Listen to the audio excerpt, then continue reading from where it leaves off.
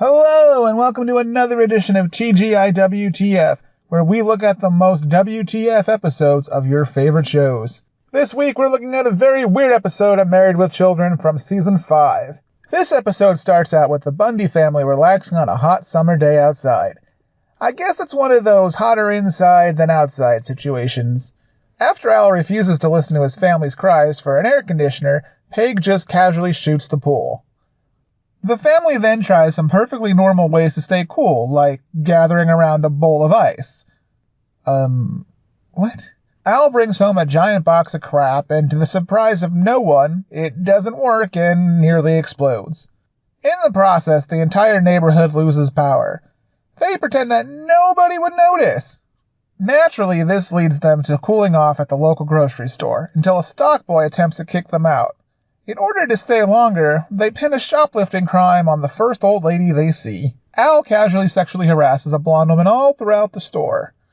Before you get angry, this was the 90s, so remember that.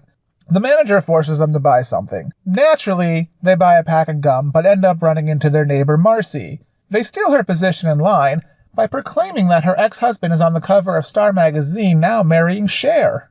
And her dumbass chooses to believe that.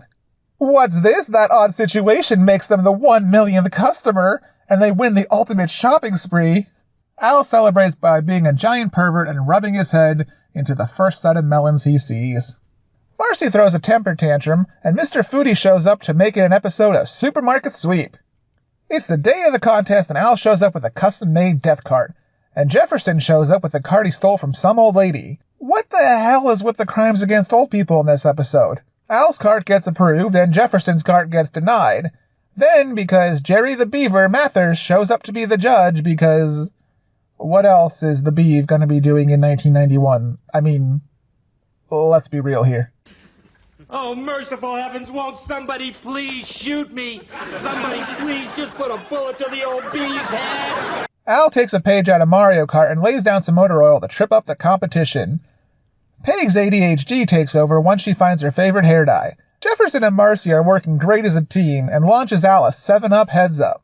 They get to the first checkpoint and the Bundys take the lead as Al pulls the quick-release lever on the cart. Al, showing off his punch-out skills, knocks out Jefferson and gives Marcy a slap on the rear for some good luck. The Darcys take the lead on the second check-in. In feminine hygiene, Jefferson blinds Al with some douche spray. I feel like this was a subtle joke calling out Al for mostly being a douche himself, but perhaps I'm thinking a little too much into it. Somehow Marcy gets ran over, not once, but twice.